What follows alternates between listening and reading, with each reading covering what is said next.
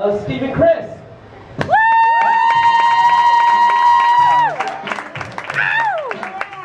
Alright, what's up, guys? I know these people. That'd be weird if I was like only famous in this corner of the room. Alright, so my name is Steve and Kris, and I recently moved here from Texas because I'm stupid. At least that's how I've been treated so far. I mean, every conversation that I've had goes exactly like this. Hey, what's up? I just moved here from Texas. How the fuck would you move here from Texas?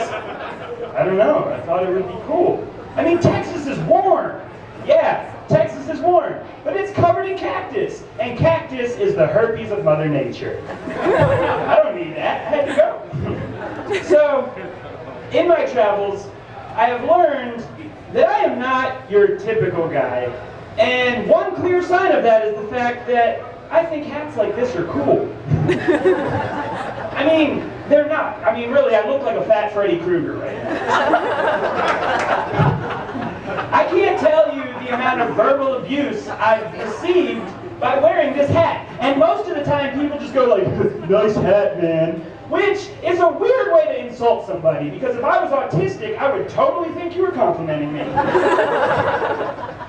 But, like, the people who insult me the most are guys that wear backwards baseball caps, which is totally cool if that's what you want to do. I'm just asking for a little consistency, man. Don't hate on me and my choice in headgear when you don't even know how to wear yours properly. I mean, hats are the only thing acceptable to wear like that. Nobody wears their pants backwards, just like, check out the fag and the fedora. Like, why is it cool if you wear your hat the wrong way and I'm an idiot for wearing a hat that is functional no matter what way I wear it? It's a great hat. So yeah, you know, it is hard being a guy in America because sex has truly penetrated every single part of our society. I saw a billboard for a tractor company that said, love at first load. No guy is thinking about tractors when they read that sentence. I mean, guys are just dicks with brains. And our brains are wired for two things, fucking and fighting. And that's not some like macho He-Man bullshit either. That's historical truth. The main role of man in nature is destruction and reproduction. And, you know, the old joke is men think about sex every 7 seconds, which is not a joke at all. That is historical truth. And if that is the case, it's not being talked about nearly enough. Until I met these other comedians over here, I thought I was the only guy who still masturbated. Boy, was I wrong. I mean, it does. It needs to be talked about more. And it's just not fair that guys are tortured with these thoughts. And I say torture because that's exactly what it is. And don't get me wrong. I mean, sex is amazing with the right person. But imagining sex with every person is torture. I mean, and it's not even our fault. Like, it's not fair, girls. You can't get onto your guy for checking out other girls. He's not. He's working out some serious issues in his head. It usually is happening against his will. For instance, the other night, I was out at dinner with my girlfriend, and it was my first time eating seafood. And the waitress set the plate down in front of me, and I said, wow, that smells like pussy. And so I looked up at my girlfriend and I was like, well, it doesn't smell like her pussy, that's why I'm on this date with her right now. And so I started looking at the waitress, just kind of wondering against my will. And my girlfriend goes, Steven, are you checking out the waitress at dinner right now? And I said, no. I was actually just wondering if my food smelled like her crotch. Which sounds awful in this context, so you can imagine how it sounded at dinner. I mean, in hindsight, I probably just should have said yes, I was checking her out. But that's just something that women are never going to understand. I mean, if your man is looking at other girls, if your man is thinking about having sex with other girls, that doesn't actually mean he's going to cheat on you.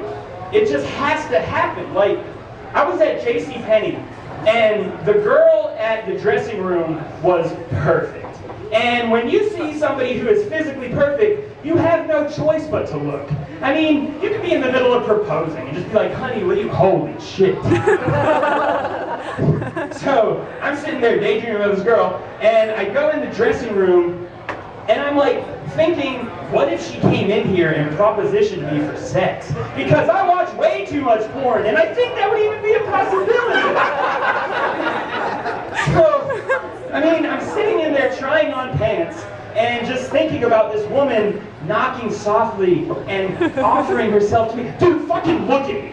Why would a beautiful woman hunt me down in the mall so that I could hump her for a little bit? That's not happening. Why do I torture myself with thoughts like this? And I mean, like, I don't want to cheat on my girlfriend because being in a relationship is fantastic.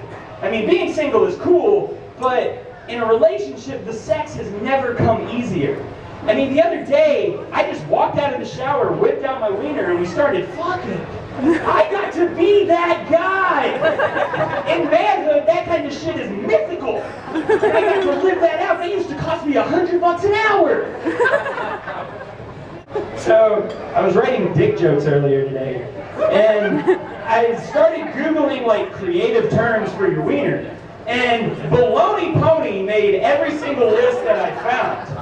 That means that there is more than one guy out there who has referred to this thing as a baloney pony.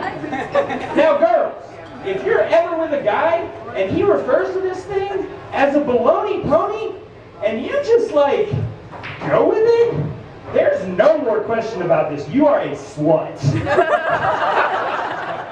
So I recently found out that I'm a racist piece of shit. And you're probably thinking, like, how do you find that out? That's either something you are or you're not.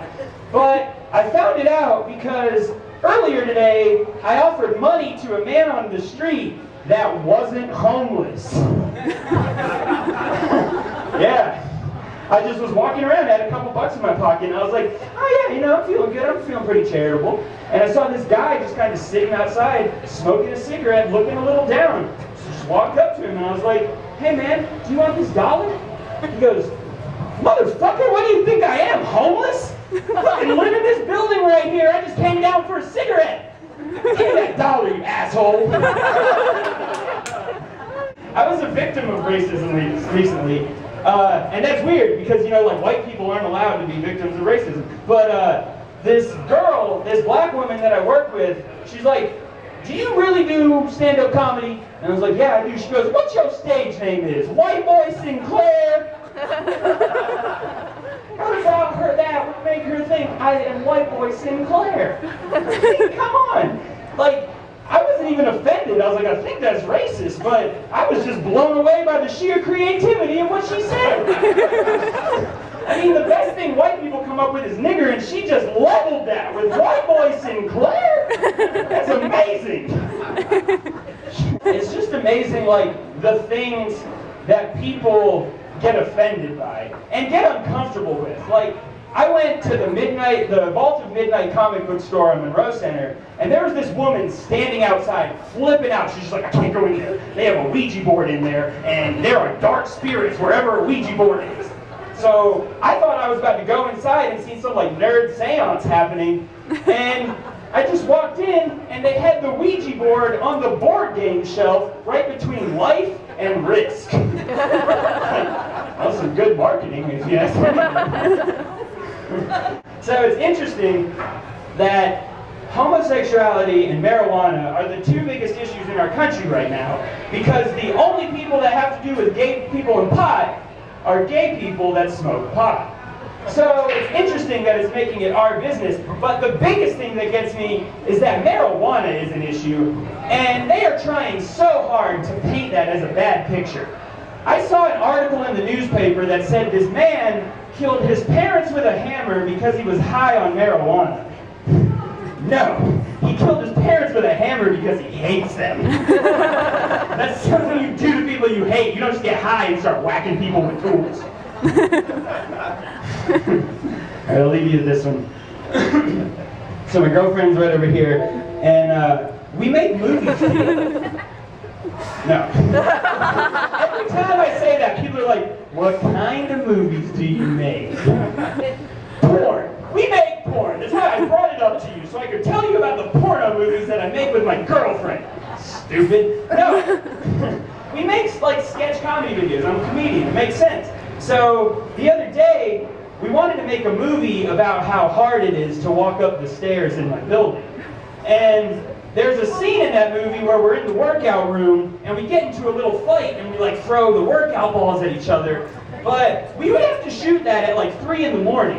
And do you know what it would look like if people happened to walk into the workout room and saw me and my girlfriend playfully fighting with balls while a camera sat on a tripod in the corner? Porn, everybody! It would look like I was making porno movies with my girlfriend.